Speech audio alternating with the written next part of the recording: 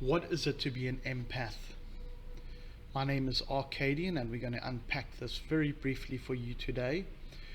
There's a new buzz in town, empath. Everyone is saying they are an empath, and they feel and they do and they absorb. But what is it exactly? So let's look at the notion that, and just open yourself up to an idea that we all feel. So therefore, everyone is an empath. Where it varies and where it differs is the level on the spectrum, or the empathic spectrum that you sit. Are you on 1%? Are you on 89%? Are you 100%? 100% is very rare. It's very rare to truly absorb and feel all the time, where 1% is more common, and so the spectrum goes from 1 all the way up to 100 on the empathic level. So can you open yourself up to the concept that we're all empaths? And if you can, let's just break that down a little bit so we get a better understanding on what actually it is.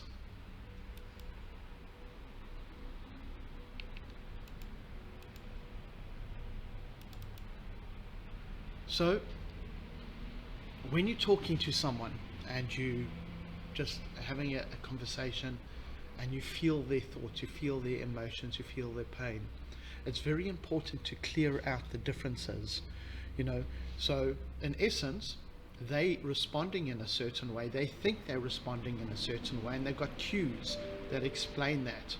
When you absorb that and you're in that conversation, is it based on your insecurities, or is it based on unconditional love? This is a key.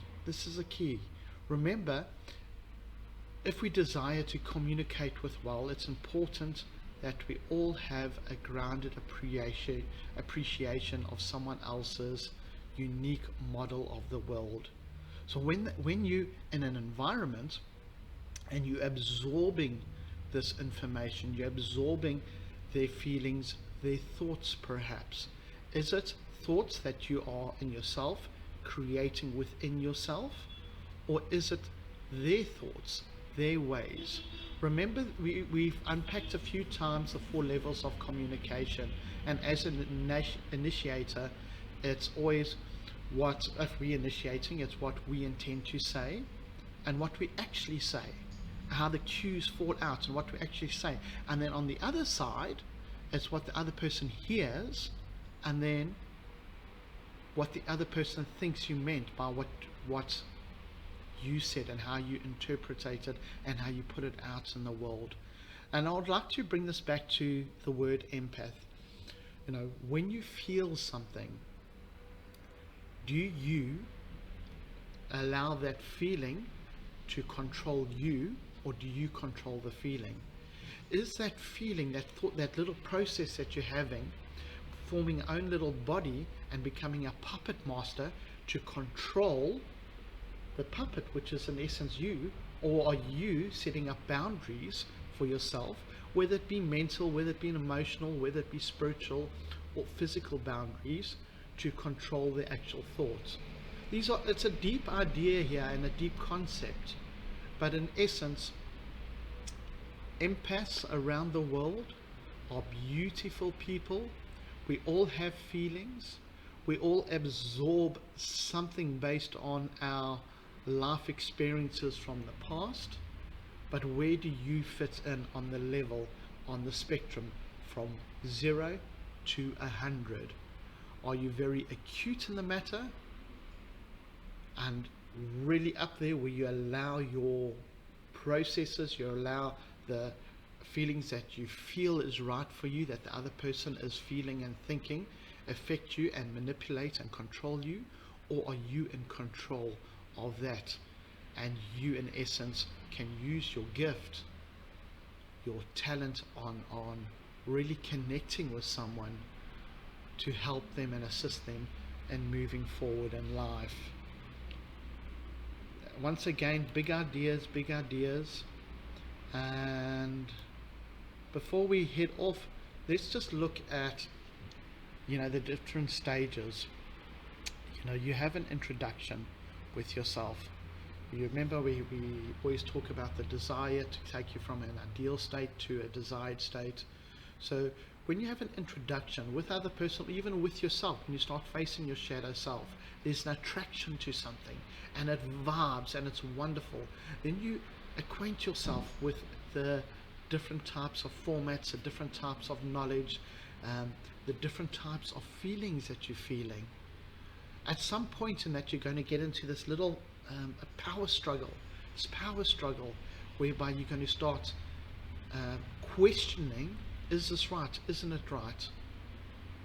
Am I doing right by expressing my feelings? Am I doing right by withdrawing in myself? These are big ideas. But if you can overcome that and justify it within yourself as an empath, doesn't matter where you sit on the level, the most important thing here is to set up boundaries for yourself, so you don't let those thought patterns or those little feelings that you're having, or big feelings that you're having, dictate and control your life. Because if you can do that as an empath, then in essence you'll find stability, you'll find a unique way to operate in the world without getting affected too much, where you can manage it properly, manage it clearly, and in essence at the end have a form of unconditional intimacy with yourself. When you face your shadow self, you face your insecurities, that relationship will go where it will be pure bliss and pure love for yourself. And once you can do that for you, then in essence as an empath, you can do that for the rest of the world and start your journey in life. Well, my name is Arcadian, and if you'd like a full one-on-one session with myself, you can find me on psychicmix.com. I'm available on GMT +1 from 9 a.m. to 4 p.m. daily. And if you like what you heard, like what you saw, please subscribe to the channel, and see you soon. Much love to everyone. Namaste.